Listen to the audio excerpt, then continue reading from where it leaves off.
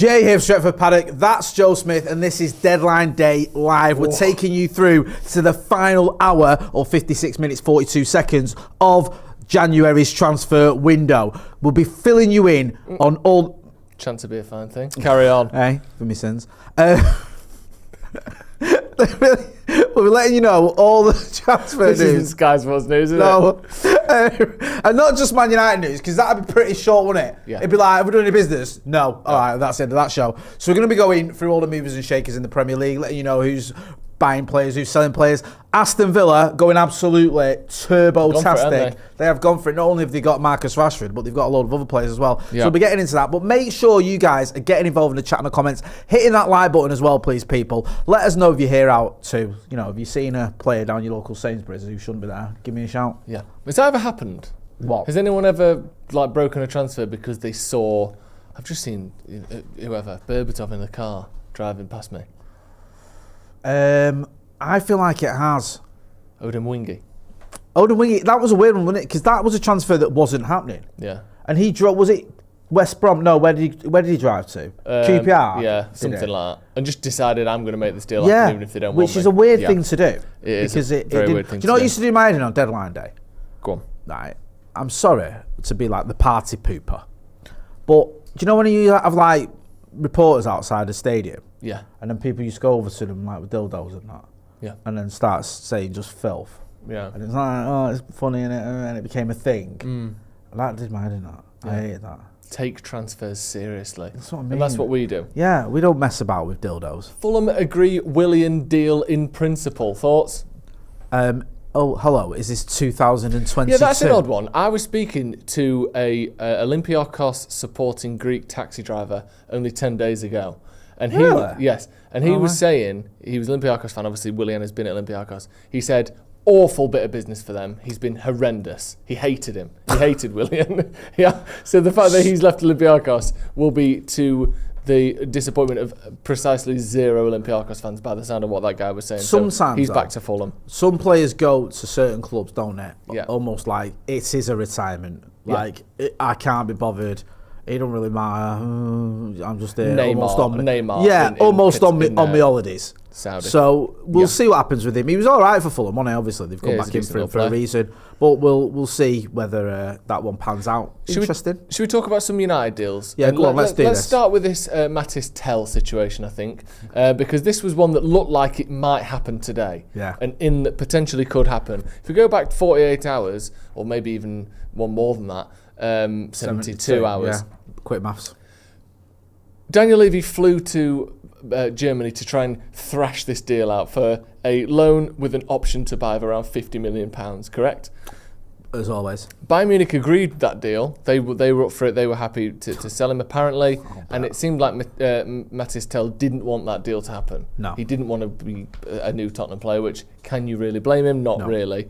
That looked like it was off. Then United, who had been sort of in and out, maybe phone call stuff, nothing in person, looked like where Mathys Tel fancied joining. He was up for the move. He fancied it. United wanted him.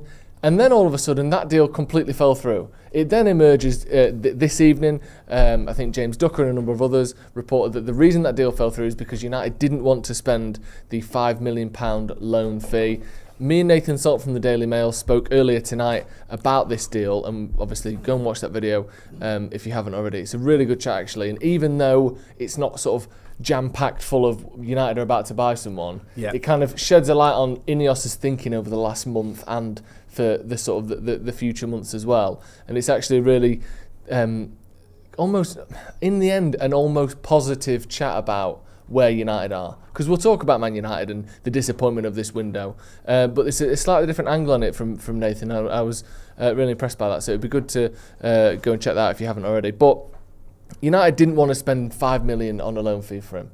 Now, if we put that in some context, United spent £10 million on the season-long loan of Amrabat, 18 months ago. So, or whenever it was. It was 18 months ago. So that is a distinct change, even in the last 12 months. The Ineos are doing things differently. where you were willing to spend that on a kind of backup central midfielder. Now, a guy that in Mathys Tel that would presumably be a starting attacker for us, we aren't willing to pay a similar fee for the remaining 6 months of the season.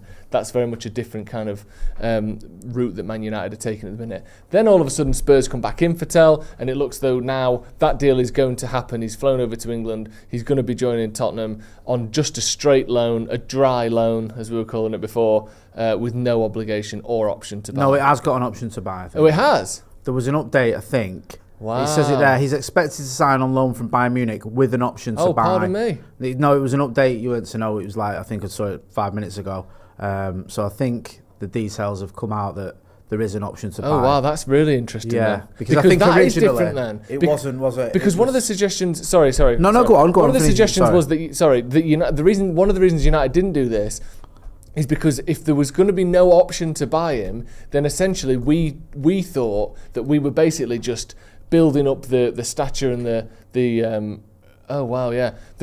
thought we were just building up and developing Mathys Tel for Bayern Munich, essentially. Yeah. You send him to us when he's out of form, he can't get a game, we make him better in theory, he gets minutes, he scores goals for Man United, then we just give him back to Bayern, improved, confident and happy, and we're left out in the cold. That actually changes things if Tottenham are going to get him with an option to buy, because maybe that's something United should have looked at then. That changed my opinion on that deal slightly. What do you make of that? It does seem a bit strange how it's only come out now. That it was, I don't know if the deal was altered or if they kept it quiet. But yeah, listen, I don't know much about Tel. It would have been a different option up front, and we need them. We're starting games with Kobbie Mainoo as a striker. I mean, we're obviously short. But this felt like a long-term move. It felt like someone who isn't going to come in and necessarily immediately smash it in the Premier League, but further down the line could be a very useful player. So it's one of those. I'm not that gutted we haven't got him. I would have liked it if we got him because it'd have been a different option, but the fact that, it feels like one for the future and we need someone now if we're bringing in anyone, it does feel like it wasn't quite as devastating as it could be that move fell apart, because it looked like that was on. Yeah. It did. It looked like that was going to happen, that he was coming to United. It very much felt like that was more than likely going to happen. Spurs, it looked like that wasn't, and then Spurs have obviously come in and maybe just said that option to buy, and that's what's got the deal over the line. Well, that's weird then, isn't it? So either maybe they've offered more money, maybe they've given Tel a bigger contract, because something's changed there. Because that's essentially the deal that fell apart 48 hours ago that is now back on the table. Yeah. That's weird. And like you said there, when it was a straight loan for Tel, I thought, what's the point? Because he's a bloke who's out of form, who is a good player, but he's, like you said, one for the future. And if there is no future because there is no chance of us buying him, then I didn't really I wasn't particularly disappointed. I'm a bit more disappointed now. I know he and Bayern Munich were up for permanently moving. Like, why didn't we do that? And then you can judge him over 6 months. If you like him, you buy him, and if you don't, then you don't. I'm a little bit disappointed in that. Sorry, I hadn't realised that was back on the table. That's a bit stupid. It is a bit weird. I mean, the joke would have been on Bayern Munich anyway. He'd have come to United, he'd have had a terrible time of it. He'd have been hammered in the press. The fans would have turned against him, and he'd gone back to Bayern Munich a broken man. Yeah. Or no, all of that would have happened, and we would have bought him anyway.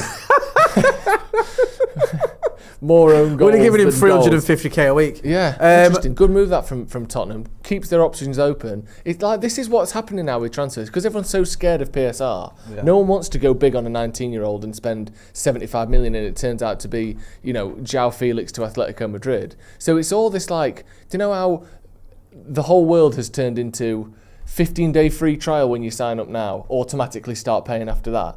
15-day, 30-day free trial, 3-month free trial to Prime Video when you do this. That's what this is. 6-month free trial on Mathys Tel. And then if at the end of that, if you want to put your credit card details in, it's another 60 million. Football has become a subscription model with free trials at the start of it. That's what transfers are. It's weird, that, isn't it? Yes. No one dares spend their precious money on a player that hasn't actually played for him for 6 months. The amount of loans, look at this. Felix, loan.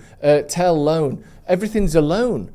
Rashford, loan. Asensio to Villa, loan.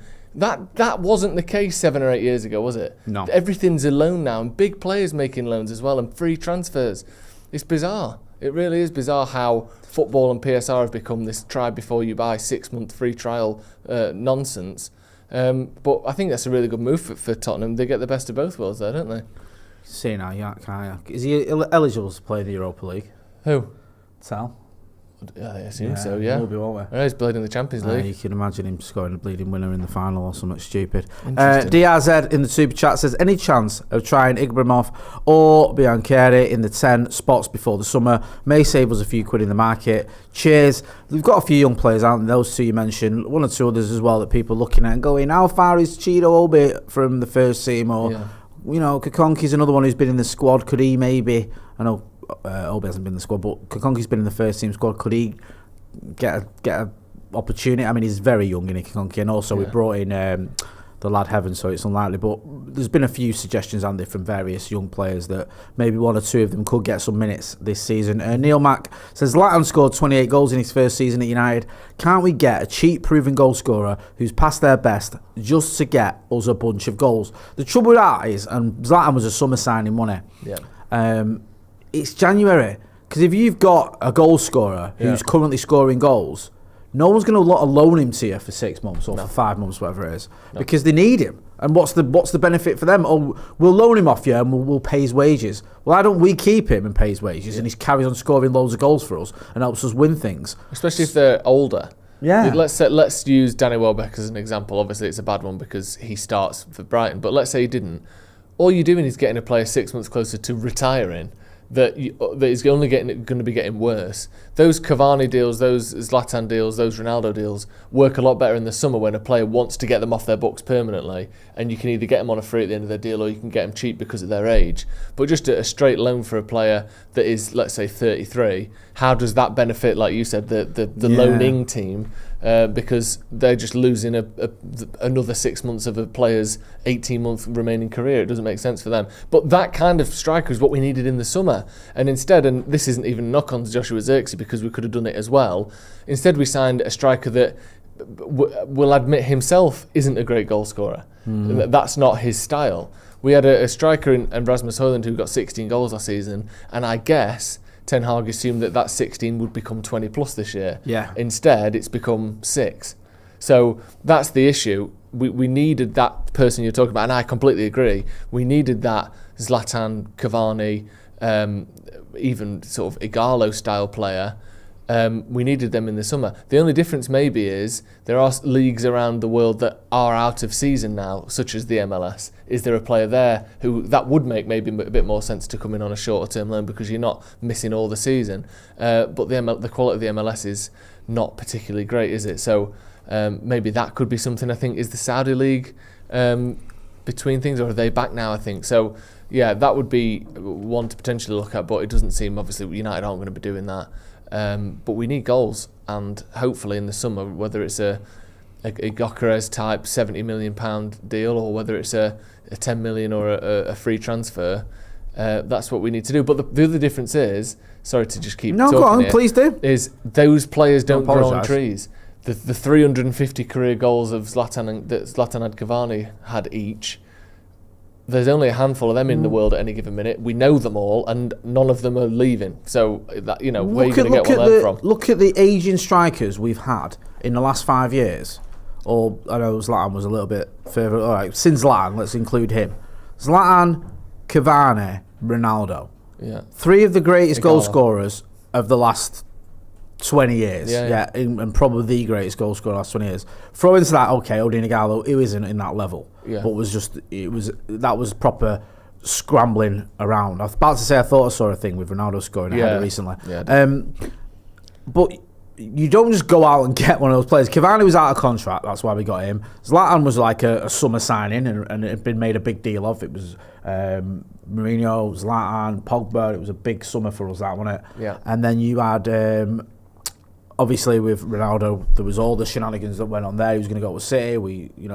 The real Ferdinand, Ned Woodward and whoever got on the phone and managed to convince him to come to Manchester United. Igalo was probably the most desperate last-minute striker we signed, and I liked Igalo in terms of the effort and energy he had, but in quality wasn't there. But we were going to sign Josh King that afternoon. Yeah, I remember doing something on the radio talking about Josh King coming to United. We did it a live in the morning. Yeah, talking about Josh King. And then it became it was just which just says to me that they were just like, get anyone who's got a bit of Premier League experience and who can, play as a striker. because that didn't seem like it was very well planned out.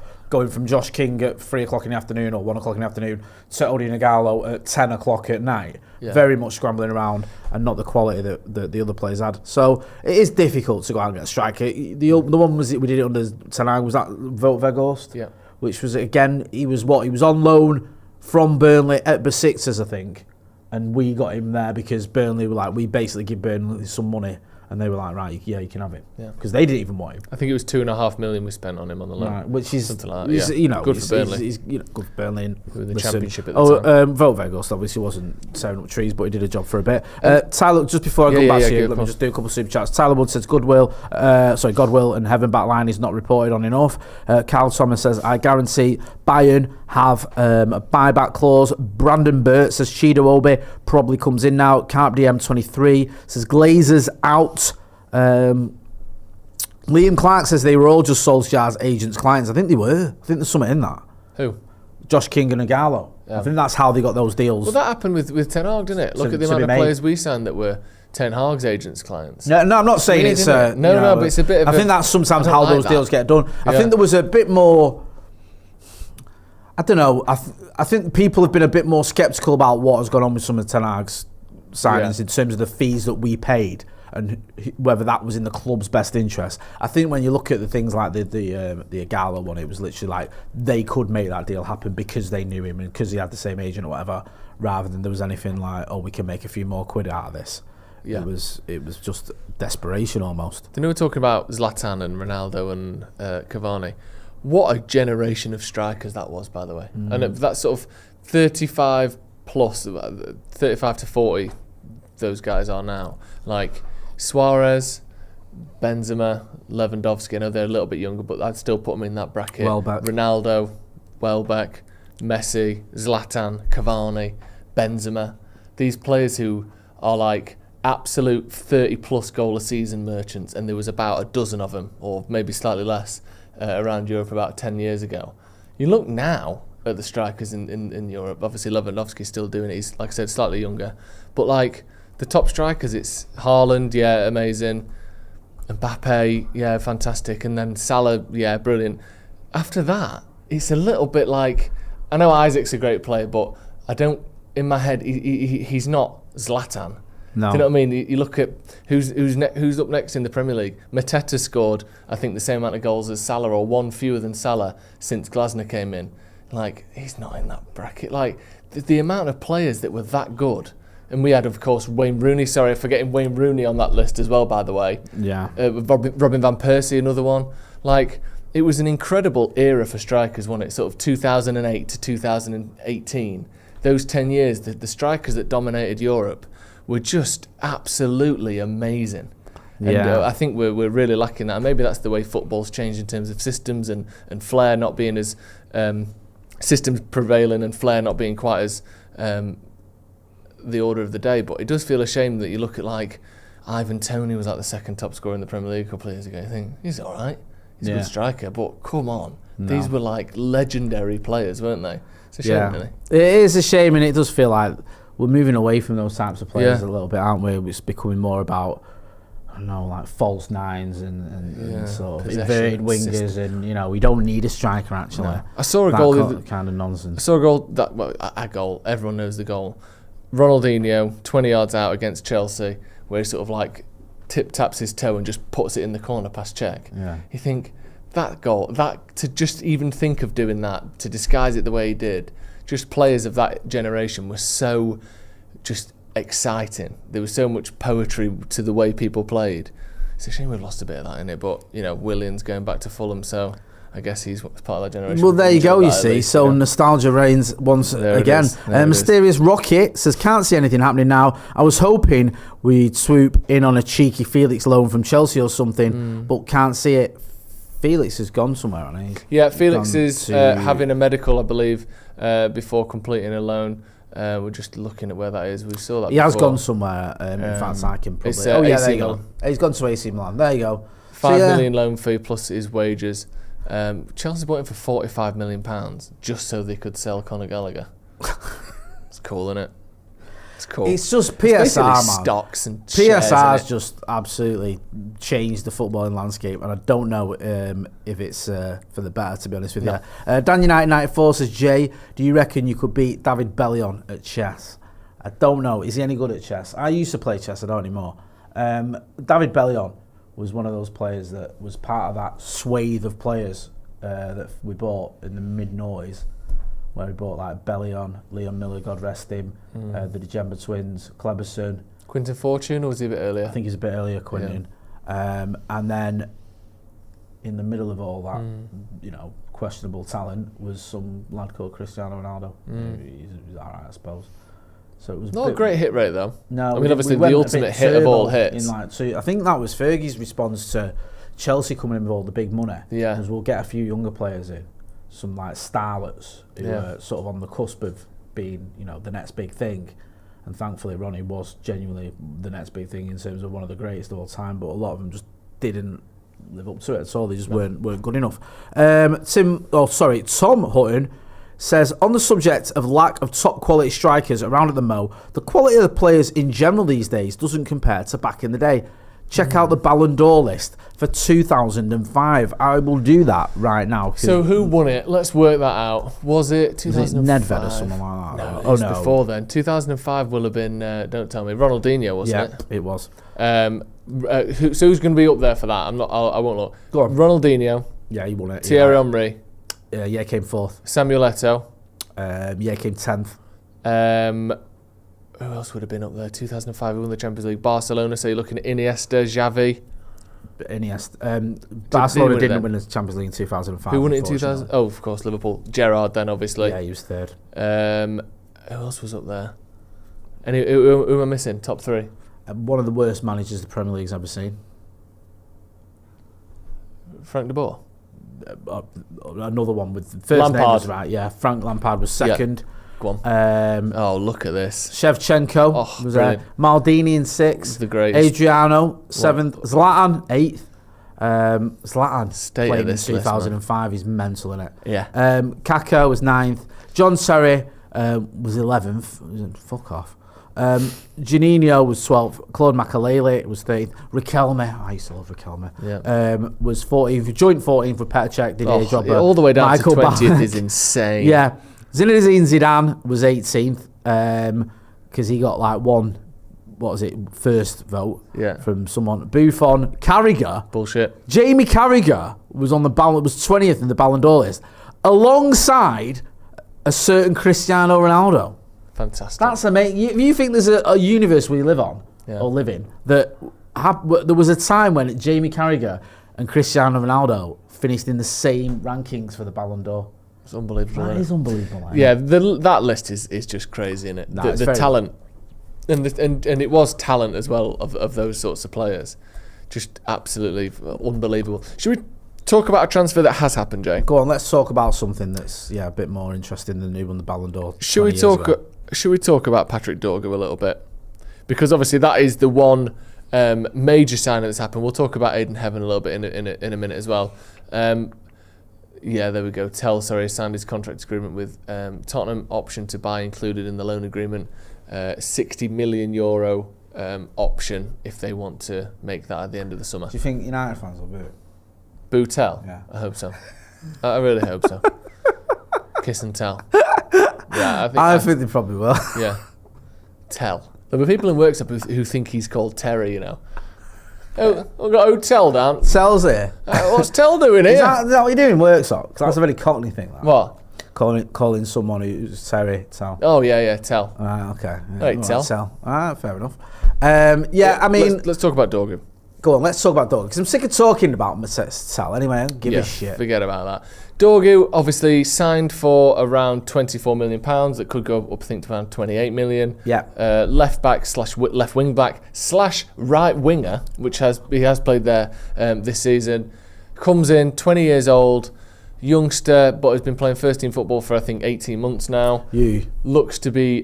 He said himself he'll bring sort of physicality, work rate, energy. An engine, that sort of stuff, the stuff that United's squad typically lacks. I think there was a point the other day where we had, it was like Xerxes, Bruno, Mainu, Ugarte and Ericsson or something, maybe not all of them, but something like all of them were on the pitch, I thought, none of them can run faster than me. Yeah. You know, that is a bit of an issue, isn't it? I know Bruno's got a great engine, but you think over 20 yards, that is a team that's good. You can knock it and go a little bit there. Yeah. I don't think Mainie's slow. He's just not quick. No, of course. Do you know what I mean? Yeah. I wouldn't put him in the same bracket as like a Casemiro and Ericsson. No. I get your point though. He's not about pace.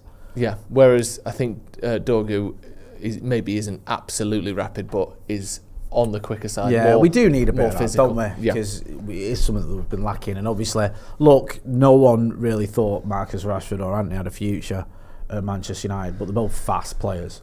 Yeah. You've lost a bit of pace with them too. I mean, all right, Marcus wasn't playing anyway, but you get the point. So yeah, it would be nice to see a bit of a spring in our step in the team. It's been sorely missed. Mysterious Rocket says, do either of you think there will be a last minute, or we will do a last minute deal, or do you reckon that we will have shut up shop? I think we've shut up shop personally. It seemed like the club kind of briefed the journalist, didn't they, about an hour or two ago that we don't expect any more deals, which is always a weird wording, because that if you're not working on any deals, you know you're not working. Although I guess there's a possibility someone phones Omar Brada and says we've got this guy available. Yeah. But yeah, I wouldn't expect any more. Do you know what, right? I understand the fact of not bringing in players just for the sake of bringing in players. But there is a part of me that thinks, could we not have got someone on loan like this window? Could we not have done something when we can see how threadbare we are? Yeah. Like, we are in dire straits. And I know we've spoken about it at length, how there's no out-and-out goal scorers you can go and get, and I get all that. But there must be a striker who could come and do something at United that is around. You've got these scouts and these sort of sporting directors of football, whatever, who've got all these contacts. There must be someone there that we could have gone, actually, could we bring him in for 4 months just because, you know, we're really lacking up front. It does feel a little bit annoying that we couldn't do anything. I do, you know, whilst I understand it, I just feel a little bit like, you know, like, I'd say a good one, not necessarily Vegos, but you know, it was a shame he got injured, but like the Sabitzer one was like a smart move, wasn't it? It was like, yeah, you know what I mean? You thought, oh yeah, I didn't even think about that, but he's not getting as many minutes at Bayern as he should. He's a quality player, and he can actually do a job for us. And he did for about a month, didn't he, until he got that injury. He was like, oh, that was a good deal. It's just, you think, is there not somewhere you could have had a conversation, go, actually, we've got a player that, I don't know, maybe those players, you know, a few and far between, but you can see the situation United. Also, look at Tel. Well, he's literally just gone to Tottenham on a loan, and if they really like him, they can buy him. Yeah. But why didn't we want to do that? I know 5 million loan fee is not ideal, but that to me is much more palatable if there's an option to buy there. Yeah. If he comes in and not necessarily gets loads of goals, but just looks really solid and is a work rate improvement on Rashford, or a kind of final product improvement over Antony, and you think for 60 million euros, what's that, 50 million quid? You might have a really talented player who was incredibly highly rated at Bayern, by the way. Yeah. Last season in particular, when he was actually playing more, he was really, really highly regarded. So I don't know. I do think that could have happened. The one thing that I do agree with is, like we said, let's say United have got a list of 100 strikers on it. Yeah. At the top of them, you know, not the Mbappés of this world, but let's say a Lautaro Martinez or whoever, someone that is really good, but we could potentially, in some world, actually buy them. A Rodrigo, you know what I mean? These potential kind of transfers. Let's say, okay, so the first 10, their clubs don't want to let them go in this window. Okay. Fine, you can rule them out. Number 11 is the first one that could potentially leave, that we could potentially get in. Oh, you know, he's just got injured, or the striker next to him just got... Like, you can imagine a world where you quite quickly get into, like, back into Josh King territory again. Yeah. Because we've been here once. What does that do to Højlund and Xerxes? If you bring in, I don't even know, a 1 year, whatever, from Forest, someone like that, who's just an all-right striker from the Premier League, who might get you a few goals and maybe is a bit more... Like, is that worth it, what it does to the confidence and the careers of Højlund and Xerxes? Maybe that comes into it. I don't know if it does. But do you know what I mean? If they got Igalo in now, for instance, does that... We've already got 2 fit strikers. I don't know. Does that crush them, or do you just think, who cares? It's a good question. Yeah. You know, I'd add to that, or as a response to that, what does playing a 19-year-old midfielder instead of either of them in I attack, get who's that. never played in attack for Manchester United, do for their confidence? Because I agree, Højlund in particular, I think the one saving grace for Xerxes is he doesn't look like he's that moved by anything that's going on. He doesn't look like he's lost confidence. He looks pretty relaxed, to be honest with you, when you watch him. Højlund looks like he's completely fallen off a cliff in terms of his confidence. Yeah. The ball's bouncing off him. Even the physical thing that he's had going on isn't working for him. I mean, you saw it yesterday yourself. You couldn't. He was struggling to pass it 5 yards. He just looked like a player who. He's not a bad footballer, Rasmus Højlund. He's not. But he looks like something's just not right with him. And even the basics, when the basics start deserting you, and you're 22 years old, you have to ask yourself why. And I just think it's confidence. He's not scored for ages. He's barely got any goals at all this season. I think he's got 2 in the Premier League. Yeah. This was meant to be his sort of his breakthrough season, basically. 16 in your first. If you start getting into 20 odd in your second, which everyone thought he was going to, then all of a sudden you're amongst the big boys. And instead he's gone backwards. And it's sad to see, man. It really is. There was a question here being poised by, I think it's Sky Sports' Chris Boyd, saying Man United should Man United have gone for Evan Ferguson? I think is it West Ham that he's gone to. Yeah. What would you have made of that, of Evan Ferguson coming to United? There would have been an excitement there just because it's a new player and a striker and someone that, was it 18 months ago, was rumoured to be valued around sort of 80 to 100 million quid. Obviously that was based on the hype of a few months and that's massively died down now. And he's been injured for a lot of that. But the fact that, I know Brighton are decent, but they're not amazing, are they? And he can't get a game for them. And again, Danny Welbeck is a good striker and a reliable player and someone that is good. But if he's keeping out this like up and coming superstar that they thought Ferguson might be, how good is he? And if he's going to be, is he injury prone? Like, I don't know. I think that for me, the interest in Ferguson is massively died down over the last 18 months. I think alongside pretty much everyone. But I don't know. I just feel like he's another similar kind of situation, being thrown into a pot full of players with no confidence and not a lot of goal scoring experience. When's the last time he scored 4 goals in 5 games?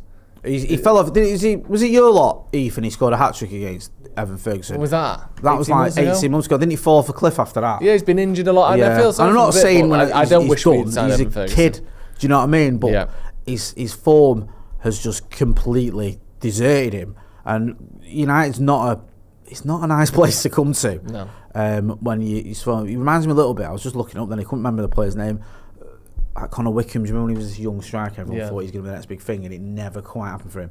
With Evan Ferguson, you're just waiting for. Everyone was waiting for him now to take a step up, like you were saying, linked with big money moves, playing for Ireland, getting a lot of publicity. Do you remember that idiotic interview? It was like, "Why don't you play for England?" And he's like, "Well, because I'm Irish."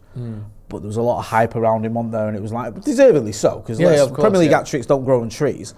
But he's, like you said, we have this. I think, and I'm quite glad you have this anti-Brighton agenda, because other than Danny Welbeck, I'm here for it. Yeah. Because it's like it's like Leicester's title win, right? I get it, and it was amazing, whatever. But it's like any conversation you have about anything with football and how a club is run or anything. It's like, look at Brighton. Yeah. Look at Brighton. I'm fucking Brighton. Brighton. It's like you get bored of it a little bit, don't you? Like Brighton are a good team. I'm not saying they're not. But it's like all roads lead to Brighton. Everything they do is amazing and magnificent, and we should all follow the Brighton model, which consists of doing okay but not winning out. And I know the small club, don't expect them to, but it just gets a little bit boring when you keep hearing Brighton thrown at you all the time. And look, like you said, they're a mid-table team. He can't get barely get on the bench. They've let him go for a reason. So would he come into the United team and do bits? Maybe, but there's a good chance he could come and just be another one of the strikers we've got who's underperforming, who loses confidence, and then instead of being at Brighton and not scoring, you're at Manchester United not scoring, and that is a completely different animal. And again, then that's used against Amorim, and it's used against Ineos, and it's used against Manchester United as a sort of stick to beat us with. They do have to get these things right. It's not just get anyone. They've clearly decided that the players who were available weren't of the quality that we needed, or they were just panic buys. Sorry. And I think it's fair enough if you don't want to get into panic buys on deadline day, I understand that. I do understand that. As much as it's disappointing, I'm sure Amorim will be furious that why have we got to a situation where it's a panic buy? Where were these players on the 6th of January, not the 3rd of February? You know, it didn't have to be Mathys Tel to Man United on 10:30 when the window shuts at 11. Let's get a deal done 4 weeks ago. So I can understand Amorim's frustration if he is frustrated. But the old, let's just get anything because we're desperate, as we know, anything isn't just necessarily better than what you've currently got. There are a lot of players worse than Rasmus Højlund and Joshua Zirkzee in the world. I was talking, you spot on, I was talking to Dharma Seth this morning, obviously we put it on the channel. Yeah. And he was making a point as well about if you've got a plan to, if your plan is to bring in Victor Gyökeres in the summer, you're not going to want to go and spend the Gyökeres money on a striker now you don't particularly want long term. So you're not going to go out and go, we're not going to get Victor Gyökeres in the summer. We'll go out and spend 50 million or something on Tel or someone like that. I know you could have got him on loan, but a player who isn't as good as Gyökeres, isn't in our long-term plans, but we'll have him now. Yeah. And then when it comes to the summer, you go, we've got this player, he's not quite as good as we hoped, and we can't get Gyökeres now because we spent all that money on this other striker, and we've now got 3 strikers that are not up to the job. So I get it if the plan is there in the summer. That is our target. We know we can get him, even if we don't have Champions League football. There's a relationship with the manager. He's our guy. He's the manager's guy. We can get him. The fee is doable because he's got a buyout clause. If that is the plan, I will stomach it. I will say, if they go in the summer, Victor Gyökeres is signed for United, that was the plan. You go, okay, it makes sense to me now. If in the summer, me and you were sat here on fucking deadline day talking about how we've not loaned Evan Ferguson and bring back Danny Welbeck again, then something's gone horribly wrong with Ineos and Ruben Amorim. I'm going to get in some super chats and comments and we'll come back to you. Loads of comments, so forgive me, I'll have to go back to these. Benjamin Toppin says, travelled to the game yesterday from Florida, even more obvious in person, we need a striker. Yeah, that's more than the Glazers have done in the last 20 years. Yeah, well done, Benjamin. Going from Florida to Old Trafford, that's a route that they haven't taken very often. Bloody hell, that's impressive, that. I'm sorry you had to see that absolute garbage, and you know, after all that travelling. Neil Wolf says to drown the sorrows, super chat, thank you. It's been a bit temperamental, this, one sec. Meshuguao 7 says, had a depressing thought. Oh God, my laptop's just froze and then crashed. I will get back to your super chat, my brother. So apologies here because I'm making a bit of a pig's ear about that.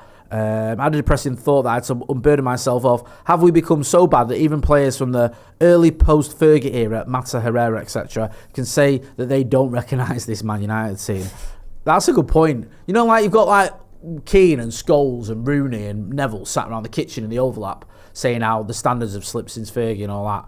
Do you reckon you could have like Herrera and Mata and De Gea sat around the kitchen saying the standards have slipped since Jose's left? Yeah, Henrik Mkhitaryan saying, I do not recognise my club. Yeah, that's what we've got now. Memphis Depay going back to the training ground saying, this was the same parking space I parked in, they haven't even changed it. Still says Memphis on the floor. That is embarrassing. And you're probably right. Like Mata going on the overlap going, tell you what, the standards have slipped at United, haven't they? Yeah. What at the time was the banter era is what that was known as, by the way. Is now like that's when they go back saying finishing 6th. Yeah.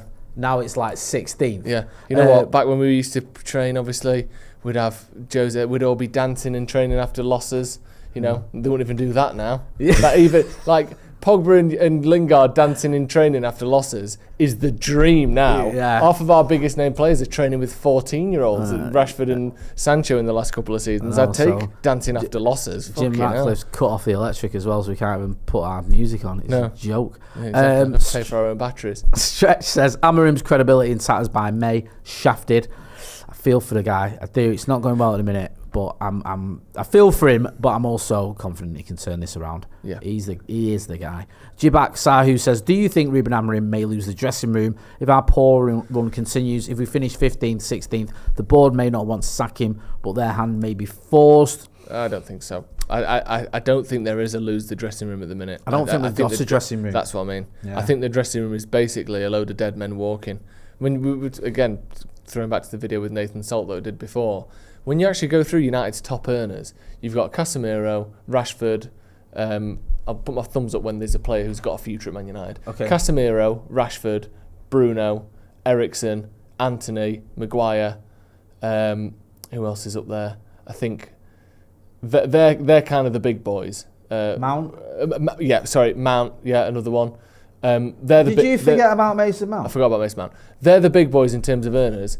Luke Shaw. I wouldn't be surprised if all except Maguire and Bruno leave in the summer. So what is the dressing room? Do you know when like chairman will go, you've lost the dressing room, I need to get rid of the manager because I can't replace all the players that you fell out with. I think in this case, the chairman or the CEO will just go, what? You've lost Mason Mount, Christian Eriksen, Casemiro, Anthony, Luke Shaw, Marcus Rashford, Lindelof. We'll just get rid of them. We were getting rid of them anyway. Yeah, they can all go. I genuinely do think that will act in Amorim's favour. Yeah, I think you're right. And I think the players that you can build a team around that do have a future, the likes of Kobbie Mainoo, the likes of Ahmad, the likes of Bruno Fernandes, I think they're all fine with Ruben Amorim. I don't think there's any issue with them players. I think it's you could probably throw in Lenny Yoro in there, Matthias de Ligt's in there, maybe Mazraoui in there as well. Obviously, he's just brought in Patrick Dorgu. I think the players that you have a little bit more faith in, he's fine with. So I don't think this is a situation like with Jose where he'd fallen out with Pogba, Martial, one or two others. I think were had enough of him, and it felt like all the best players, or the ones that were the sort of the young future, weren't getting on with him. It felt untenable. That's certainly not the case when you've got 30-odd-year-olds who are on 300k a week and can't even get off the bench. Neil Wolf says they were at the Capitol on January the 6th. I've lost what that was in reference to, sorry. Deadbug UK says, I know what the January 6th thing is, but I don't know what we were talking about to make you say that. Deadbug UK says, yes, it's awful at the moment, but we're finally resetting and building for tomorrow and not panicking today. Build a young side, a young manager, new stadium coming, refurb of Old Trafford, let me try again, I was making things up. Refurb of Carrington, #future. Carl Thomas, Amorim needs to settle on Højlund or Xerxes. I think there might be something in that, Carl. You think? I think you might be onto something. Well, I thought that. I don't think it's helping the situation at all, this rotation thing. But then I thought that after Højlund got those 2 goals in Europe, and I thought, right, we know who's the striker now. And then 4 games later, when he's awful and doesn't even look like scoring, everyone decided Xerxes got to go have a game. And also, here's the other question then. All right, then, pick one.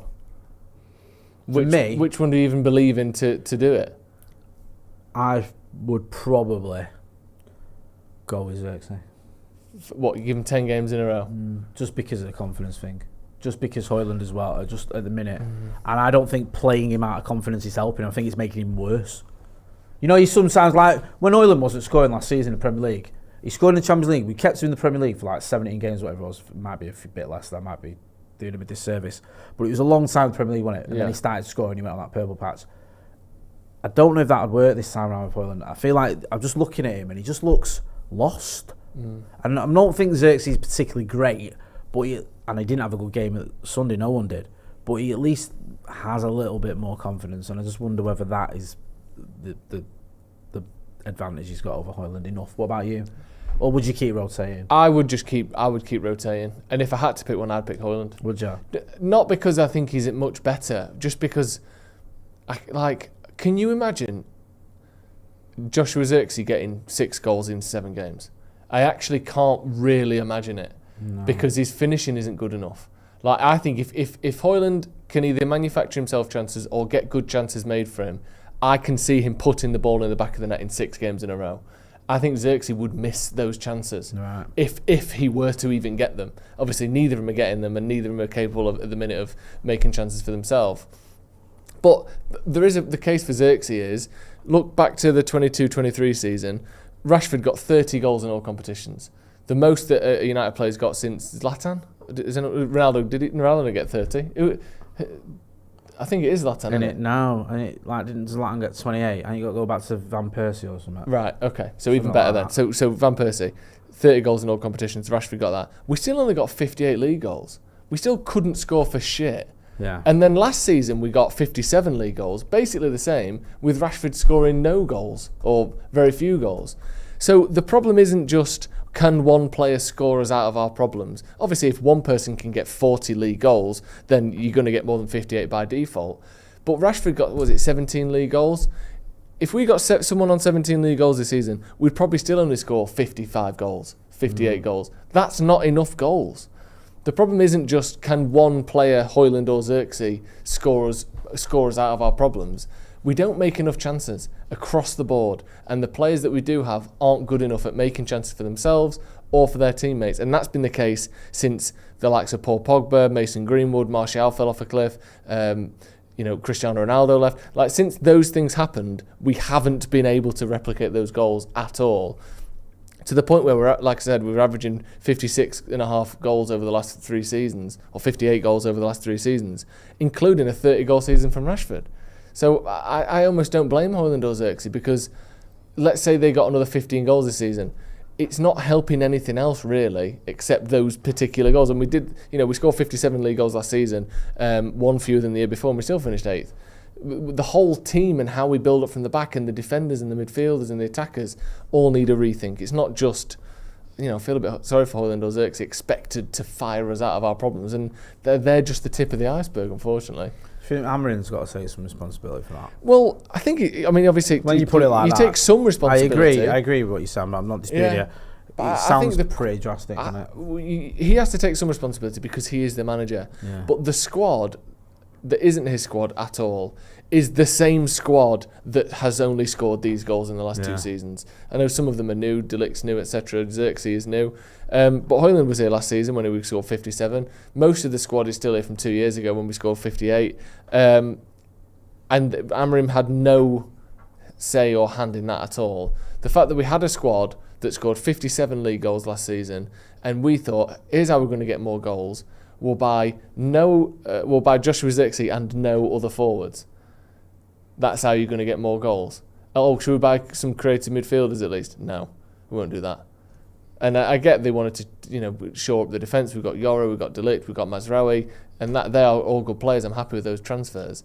But Xerxes by himself was never going to take those 57 goals from last year and turn them into 77, 87, 97 that you want to be achieving. We said it a few months ago. Me and you were chatting. I remember saying, like, my biggest worry is it's perfectly feasible that Højlund, Xerxes, Garnacho, Ahmad, maybe even Bruno, all end up with like 5 or 6 goals in the Premier League. Yeah.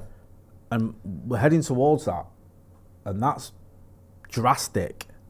You're looking at your top scorer barely getting into double figures and no one around him matching that in the Premier League. That is a massive worry. It really is, because you're just not going to win football matches like that. And, we're not winning football matches. I know we've had this little run where it's been like, United have won whatever it was, 5 out of 6 or whatever. But it's been spread out over different competitions. So you've had one in the Premier League against Southampton, who were terrible, by the way. Yeah. Then you've had a couple in the Europa, and then one in the FA Cup, is it? Or 2 in the FA Cup, if I'm getting my maths right. So it's all these wins are spread out. Whereas actually look at the league form in particular, that is horrible. That is as bad as I've ever seen it. I've never known going to Old Trafford week in, week out and watch us getting beat the way we get beat. We're 2/3 of the way through the season and we're 13th. I've never seen that. I mean, I was... People go, what about Fergie when he finished 13th?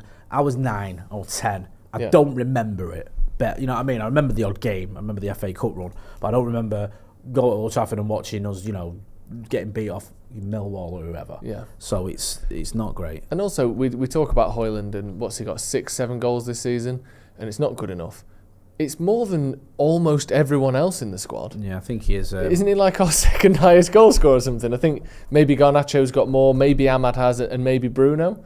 And I'm not saying it's good enough, but you need, like your point there, you need 5 players on at least 7 or 8 goals. Yeah. You need 3 of them on 10 or more. You need 2 of them on 15 or more, and ideally 1 of them on 20 or more, maybe 30 or more if you're really going to have a good season. Yeah. And instead, how many players have we got that have scored 10 goals? Sorry, this is giving the Premier League goals, which is, I think it's Ahmad with 6, isn't it? Yeah. Yeah. Right.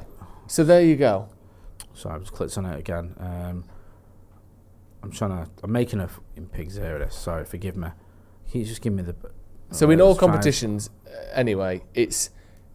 Højlund is roughly on the same as do you know what? everyone else. That's the big problem. It's the fact that we don't have 5 or 6 players contributing. We've got none. Do you know what I mean? That's the problem here. Yeah, I think Rasmus Højlund is on 7 in total. Yeah, Okay. Bruno's on 9. There you go. Rashford's on 7. He's not going to be scoring any more for us. Xerxes on 4, and then where's Ahmad? Ahmad's on 9. Yeah. Garnacho's on 8. Yeah. But you got to remember, like, and I'm not criticising players scoring goals or whatever, but some of these goals came against Barnsley in a 7-0 rout. But Do you know what I in mean? defence of that, though, if you have a player who scores 40 in a season, they might get 4 against a shit team. No, but right now, for where we're at, exactly. my issue is the goals. We don't have the rest. I'm not. Yeah. To the same point as I wasn't. This winning run we've been on, it's sort of skewed because when you look at the Premier League, if you just look at the Premier League, forget about the fact we're winning Europa for a minute. It's great, it's good, and I want to win trophies, but just ignore that for a minute and just focus on the Premier League. In the Premier League, goal scoring and performances and matches have been terrible. Yeah. They have, and it's like that draw at Anfield and beating Fulham aside, which was a bit of a drab game, but we got over that. There's been nothing really to shout about, has there, recently? I think in the Premier League, the win over Southampton was just Amad Diallo deciding he had enough. Yeah. So it's just been it has been a real worrying point. I know I get you time. I get your point about, like, you know, in the wider scheme of things, Carabao and the Europa, it's good, and I'm glad we're in those competitions. But the league is really worrying me. No one scored more than 6 goals for us in the Premier League. That's what we in February. 24 games in. Oh my God, I've never known anything like it. No. Donatello does machines. Says, could this season be viewed as interim season for Amorim? Therefore, it doesn't matter what happens. Start fresh next season. I hope so, for his sake. I hope that's how it is viewed. I think, like, Oli had a bit of that, didn't he? Because it only had that, you know, when he came in as caretaker, and all you did it. If you look at Oli's overall record that season, it looks okay. But if you look at the fact that he won like 12 of his first 14 and then lost the next 12 out of 14, the second half was terrible. But people went, well, you know, it's not a fair picture. He's not a pre-season. He inherited a mess. And I think you have to take a little bit of that with Amorim. And it was much better the next season. Yeah, he was. He You're right. finished We finished third. Yeah. You're right. Good point. So I feel like with Amorim, we have to take that sort of attitude towards him and go, look, he's had to come in. And let's not forget as well, Amorim, I'm not trying to make excuses for him because I've criticised some of his decisions. You know, he's not immune from criticism, but I do think he's right for the job. He's come into a team that's already had a lot of overhaul. It's had new transfers, it's had new coaches come in, it's had new sort of behind the scenes staff and people above the manager. Then he comes in as a new manager, wants to bring his own coaches with him, which I get. So you got a whole new coaching setup. You're changing the system, you're changing the tactics, you're asking players to do things they've never done before, really. You can see it when it's like, I want my centre backs to be in the box, in the opposition box. I want my full backs to be in the opposition box. I want my defensive midfielder to play like a striker when we're out of possession, or when we're in possession, sorry. Like, he's doing these things, and it's even someone like, was it Casemiro in the Ipswich game when he was telling Casemiro, I think, to get forward? Yeah. Casemiro's played more football than basically anyone. Yeah. And even he was like, what, really? He's played more than Amorim's managed, that's for sure. Yeah. And even he was like, what, you want me over there? Yeah. He's like, yes. I'm like, oh, right, okay. Wow. So it's new to even an experienced player like Casemiro. So for everyone, it is a bit of a learning curve and they're having to get used to it. And I think, I'm hoping that in the summer, Amorim will go, right, Ahmad, Yoro, Delict, Maguire, maybe Mazraoui, Mainu, Ugarte, love all them. Or they, you know, Bruno, sorry. And then he'll go, I need a player here, I need a player here, I need a player here, I need a player here. Maybe some of them come through the academy that make a step up. Maybe bringing in a Gokares, maybe Dog, who's sort of become the player that he wanted. You know, that's how it feels, doesn't it? Yeah. He's got to get to that point though, because at the minute it's just we're going through a lot of horribleness. Yeah, and on Gokares, you know, it might not be him, but I think there's reports of his buyout clause being around 80 million euros. But that, I think this is Ornstein who said it, that they feel as though a deal could be done for around 70 million euros. What's that, 60 million quid? I know it's a lot, but it's not like, you know, someone who's just scored 65 goals he scored in 2024. Jesus. I think he's got more goals than games again this season. Like, I know it's a risk and it's the Portuguese league, which isn't, you know, the Premier League, but I do think that 60 million or 50 million quid or 60 million quid, sorry, isn't crazy.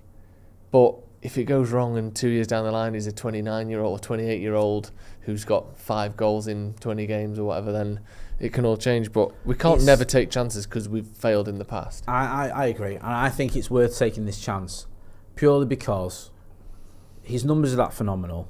The manager obviously knows him and wants him.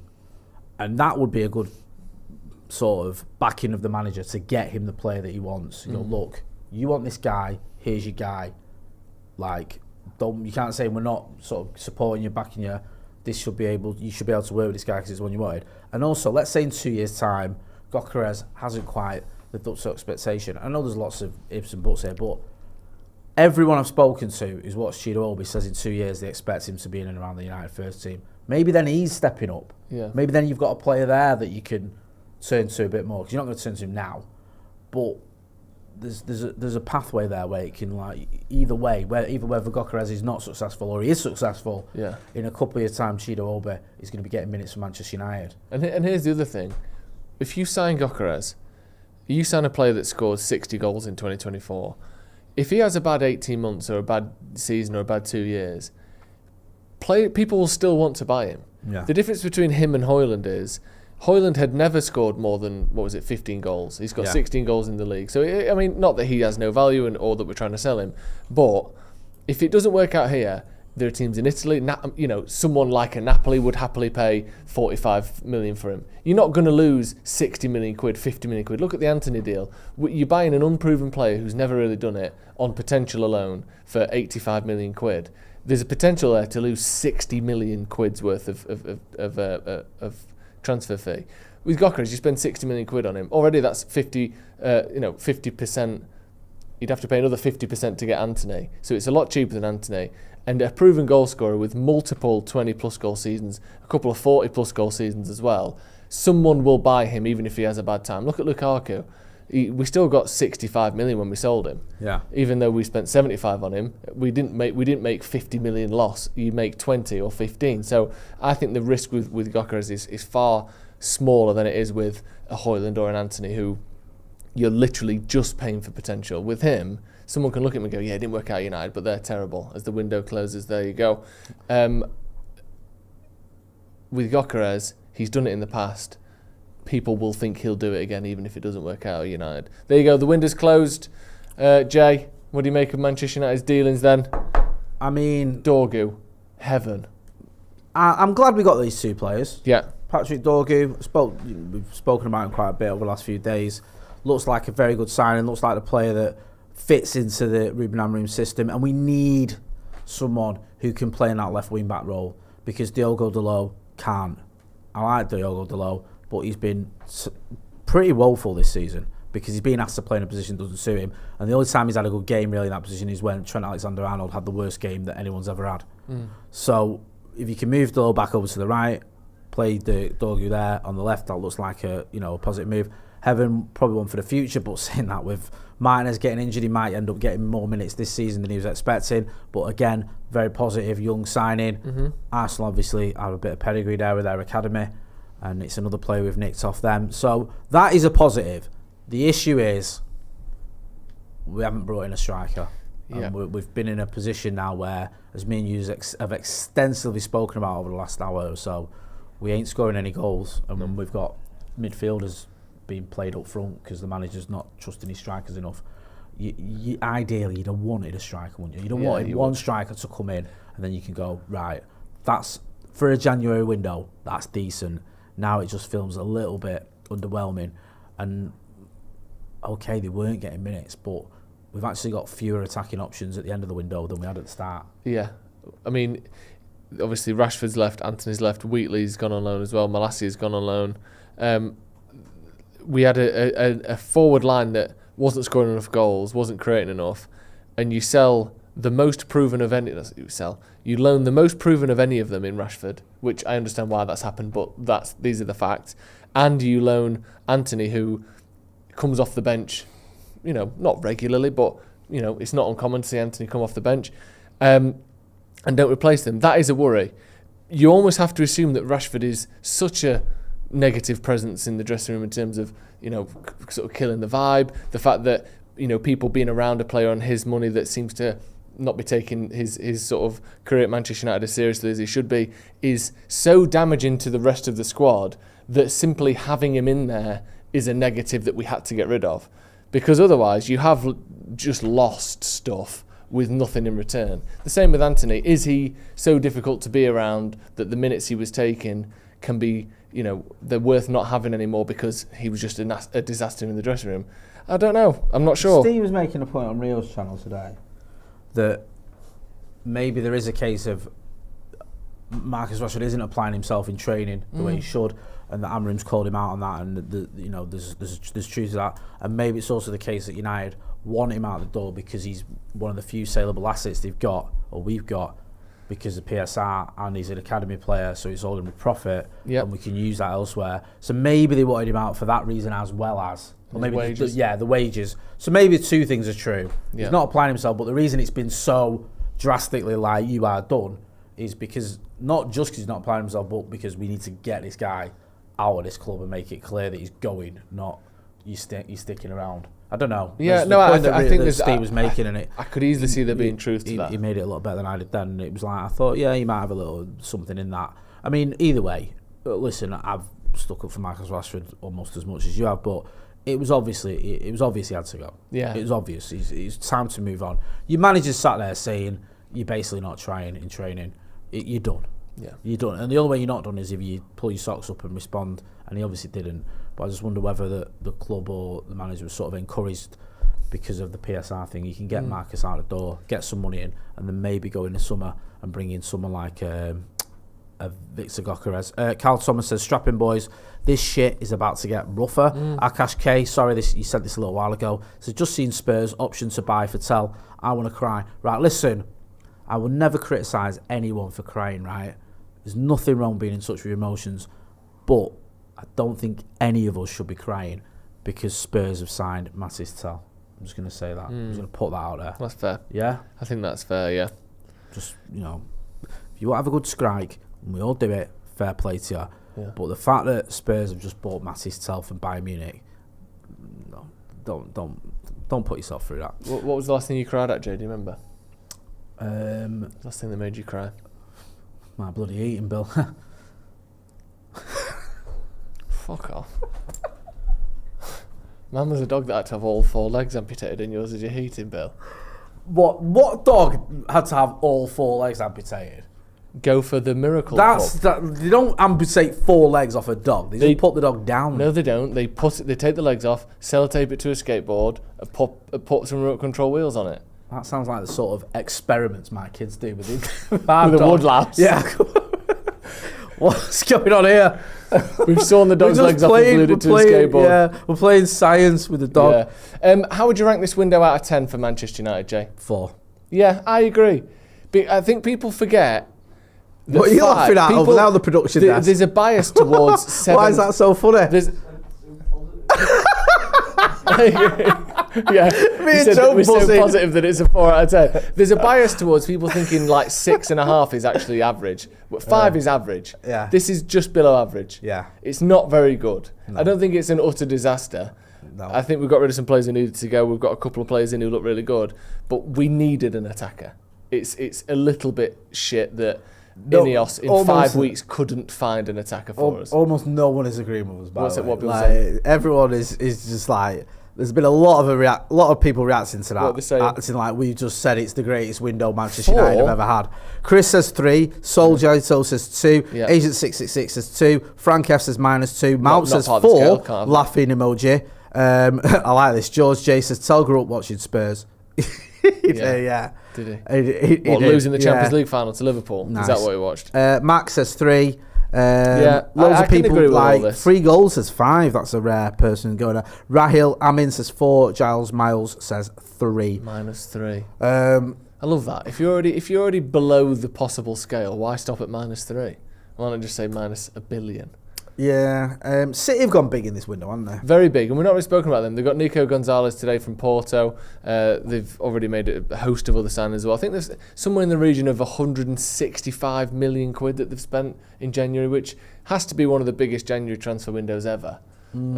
Obviously, they needed players, and they've somehow ended up with an aging squad that no one saw come in. No one knew that Kevin De Bruyne was 33 until 4 weeks ago. But it is quite startling how even a club like City, who have been as successful as they have kind of been the Man United of the last decade, have been completely unravelled by a single injury. Because Kyle Walker's old and he's not got legs. He was old and didn't really have legs at the end of last season. They still won the league. De Bruyne, they haven't all just got shit overnight. The thing that happened was Rodri getting injured. Yeah. That literally is what started all of this. And it's amazing to me that a team like City can be so reliant on a single player. It's crazy that. You know what though? It was like that last season. You remember when he missed 3 games and they lost all 3? Yeah. Which for them at the time was unheard of. I think Rodri's a fantastic player. I hate saying that because I hate Manchester City, but he is. But it is weird because you look at all the great sides over the years. Like you happen to see United in '98, we lost Roy Keane and we were 12 points clear of Arsenal and they caught us and won the league. Yeah. But we didn't lose every game. No. We still beat most teams, even without Keano in the side. He was our most important player. So it's a bit weird that you lose. Well, look at when Cantona was suspended. Yeah. We didn't lose the league by 35 points like they're about to. Do you know what I mean? We went down a while, lost it on 2 point, I think it was in the end. Exactly, yeah. And that was our talisman. Vidic in 2012. Yeah, people forget that. We lost the league on goal difference. To lose what was it they lost? The run they went on, was it I can't remember. It was something ridiculous. Was it 6 on the spin or something? They lost something like 9 out of 12 at one point. It was craziness. Horrendous. Yeah. And it was amazing because players that, in theory, shouldn't be playing worse just because Rodri's not in the team were terrible. Yeah. All of a sudden, Foden stopped playing, Grealish stopped playing, and it was all getting a bit odd. The defence has stopped doing what it should have done. So I'm not surprised they've gone big. Yeah. Plus, they've got this whole 130 charges thing hanging over their head. We don't know what that's going to do. They might get a transfer ban, so now might be the time for them to stockpile. We'll wait and see. One thing's for certain: they've had a better window than we have. Yeah. Or so it seems at least. Who do you think's had the best window? I mean, I know we don't know yet because we'll have to wait and see. But is there a club that you look at and you go, they've done what on paper looks like excellent business? Pull up Aston Villa's transfers for me, Ethan, because I like what Villa are doing. I think if obviously they know what's going on behind the scenes with Rashford, so they're not going to be surprised if he's maybe jogging about in training a little bit, and they're obviously up for that. Rashford to Villa is very good. Marco Asensio is another one that I think is a very good deal. They've also got Daniel Malen from Borussia Dortmund. They've got a few other players as well. I think they were linked. I don't know if they got him in. Is it Badiashile from Chelsea? I think they were linked with before. Disasi, sorry, was one of the centre backs. Has that happened, or are we not sure? Has that not happened? If that happens, I don't think Axel Disasi is a great player, but they've realised top 4 is an option here. They've seen how well they've done in the Champions League and they've gone for it. And I respect that. It looks like Disasi is going to happen. So for me, Rashford, Asensio, Daniel Malen and Disasi, plus Garcia and Louis Barry as well, obviously, coming back from loan. That's a really good window, that, for a team that Villa can go either way and kind of be happy with your lot and just try and do what you can. They're going for it, and I respect that. And they've made profit. Yeah, this window. Yeah. Sorry. Yeah, selling John Duran for 70 million euros, 77 million, rising to like 80 odd. Yeah, that is a sensational bit of business for a lad who is very good. But what's he got? 12 months of CV. Yeah, and you got 70 million quid for him. Yeah. They've had an amazing window. Yeah, so I think they've, other than City, clear standouts for me as the best window. And like I said, they're in a precarious situation and they've gone for it. I respect that. No, I do. I agree. I think that. On paper, Aston Villa look like they've probably done the best bit of business there. Yes, there's lots of ifs and buts, and some of these players have been underperforming, or there's a reason they're available in January and all that jazz. But you think that they've got players there that, if they turn up, can be world beaters. And obviously Villa in the Champions League form has obviously been patchy this season, so they'll want to get that sorted. But these are the types of players that can do that for you, and they could get them challenging. And they've got. In an ideal world, they would have kept Duran, but making 50 million profit on him when he's had, like you say, a year at Villa Park or whatever it is, it's a bit of a no-brainer. Yeah. They brought in a few quid as well for a couple of other players, so It looks like they've done a good bit. But you trust as well. Unai Emery. Thank you, mind blank then. You trust Unai Emery to sort of get a tune. If anyone can get a tune out of these players, it'd be him. So yeah, I do. But it pains me to say you can't ignore the fact that City have gone a bit turbo, and also with City, most of their signings tend to work out. Yeah, they do have a very good track record with signings. Yeah, they're not all like. There's some that you look at and they go, Mathys Nunes. Yeah, he didn't work out. There's always one of them, or Claudio Bravo or whatever. But on the whole, they do. Here we go. Finally, a bit of truth in the super chats. Well, not finally. We've had a lot of truth all day, but a good bit of truth here from Adam McCullough. I don't know why it's not showing it for him. He says, "Yes, lads, Patrick Dorgu is the best signing ever. Yes, never fear. You're right. Up the fucking. He's the best Reds. player in the league. I mean, and actually, I'm going to do what I did with Amorim. Let's not necessarily expect too much from him, but he's also the best player in the league. You could tell, that unveiling. Yeah. The way he walks on the pitch. Something about him in there. I saw it with Vigati as well. Yeah. It is unveiling. You can just tell. And with Dorgu, and with Heaven, to be fair, you thought, what's going on here.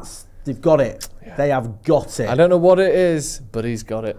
And that's why I think he's just out front. Just play him up front. Play him up front on Friday. Actually, and also, Onana's not been great, so play him in goal as well. Rush goalie. You know what I mean? Do you think that Ruben Amorim hates Ten Hag?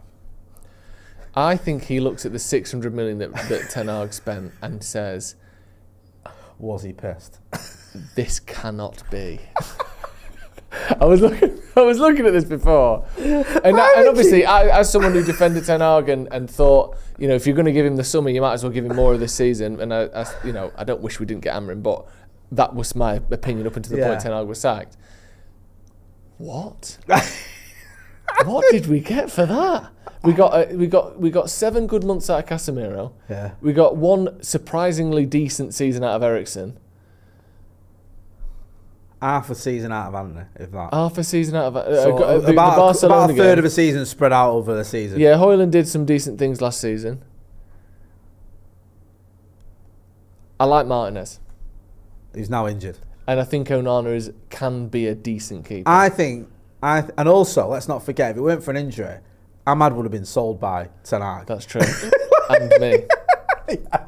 Well, you know what? He's only there by luck. Ten Hag's greatest grift of all was convincing me that Ahmad wasn't a good player. Because you all went with that. And I'll never forgive him for that. Do you know what I mean? Steve Nelson loves that clip. When you look at the money that we spent under Ten Hag, it is craziness. And I don't just blame Ten Hag, by the way. No, because I don't. For you to sign Casemiro and Antony for a combined 140 million quid on the last day of the transfer window, or last week of the transfer window, that's not the manager's fault. But Jesus Christ, the last 2 years have been horrific in the transfer window. Maybe the worst 2 years we've ever had. It's crazy. It's absolutely crazy. I think Ruben Amorim looks around the training ground or looks at the match on a match day, and you can see it, and he just thinks it's for fuck's sake. Yeah. How has this happened? Because if you'd have given Amorim that 22-23 squad or the 21-22 squad, and you're going to get 600 million over the next 2 or 500 million over the next 2.5 seasons, whatever it is, we'd be in a far better place now than we were with the money that they spent under Ten Hag. Because it's not him spending all of that money, but he's obviously responsible. Even things you forget about. Like, you forget about Mason Mount. Yeah. Like, we went early with Mason Mount. We couldn't wait till the summer. We had to get him now. And we didn't know what to do when we got him. No. It wasn't even just the injuries, which obviously has made his... But it was like, we bought him anyway. And then it was like, we'll work out what to do with him when we get him. Now we've got him, and it's like, what? It is a bit mental what went on with the transfers under Ten Hag. You're right, I don't blame him. Mert has got to take responsibility. I think Arnold was involved in some of it as well. Arnold does as well. You know what I mean? Ineos, but some of the deals we have made have been shocking, and you can't even see. We're almost in a position now where with Martinez's injury, it's like every signing Ten Hag made hasn't quite worked out. Yeah, like every single one. Unless I'm missing something. Because Martinez has been injured quite a lot. And I love Martinez, but he has. Eriksen, you had that one good season, but other than that, it's not been great. Antony has been a disaster. Yeah. Mount has been a disaster. Onana's on... Onana, I'm concerned, to say the least, about him. Casemiro, let's face facts, we massively overspent on him in terms of wages and the fee. Because he hasn't lived up to the expectation. He just hasn't. He had that first good season and that was it. Højlund. Højlund, All right. But Yeah, now worrying. he's playing like a player that's just completely gone. Yeah. And Xerxes, there's a good chance he's going in the summer. That's how good he's been. Yeah. So- The one thing you would say though, De Ligt I like. De Ligt, I'll give you that. Mazraoui was so cheap that even if he ends up being a rotation option in a couple of positions, I like him. Yoro. Yoro I like, and Ugarte I like. I think that's what I mean. I think it's less Ten Hag and more Ratcliffe and more Arnold, Murtaugh and the Glazers. Because Ineos, the Xerxes one doesn't really make any sense. But other than that, the rest of them at least make sense, and they look like quality players. The one bit of sympathy I'll have with Ten Hag with it all is if you lose your first 2 games and you're desperate, and you say to the board, or the board says we can get you Andy, we can get you Casemiro, and you go, right, sound, get him, this it could cost us money. Just get whatever. Because if I lose, any more games, I'm sat. I understand that. Yeah. Just before we wrap up, Joe C's been a member of the academy for 49 months, which is fantastic. Very much, 200 million on Mount, Casemiro and Anthony, and about 750k in wages. Club is in trouble. Yeah. It is in trouble, innit? But don't worry, because we're in this together. And as Maka says, Patrick Dorgu is the best signing ever. Correct. And that's the real quiz. That's been Joe Smith. Joe, thank you. Always a pleasure. Just a quick update as well. Still nothing on Tyrone Malacia. We heard he was going to, was it Benfica he was going to? PSV, the Benfica deal fell through. Benfica fell through. Looked like he was going PSV. Nothing at the moment. Quinn Starr as well says Mount and Shaw back for 2 games until injured again. I think I missed that one. And also Abdullah King Eric, Abna Bidu King Eric says, patience everyone. It's not like we have proof that Amrim is good at recruitment. What if it was Sporting being good recruiters? It's on Barada now. So we'll wait and see what happens. But bit of a quiet one in this transfer market or the transfer window. Also, Deadbug UK says our recruitment has been so bad. Dan Gore is now on the scouting list as we look to buy in the summer. We've put a 20 million bid in before we realised he's our player. Isn't that something? Didn't we do that once with Pereira? Didn't we go and scout him when he was on loan? Yeah. Anyway, we're going to leave it there. We'll keep you posted back in the morning with the news at 11:15 as always. That'll be live. So if there are any sort of last minute things we need to wrap up, we'll deal with it then. Go and check out Joe on a Sloppy Joe's podcast. You know where to find me as well. That's been Joe. I'm Jay. This has been Deadline Day on Paddock. Thanks for watching.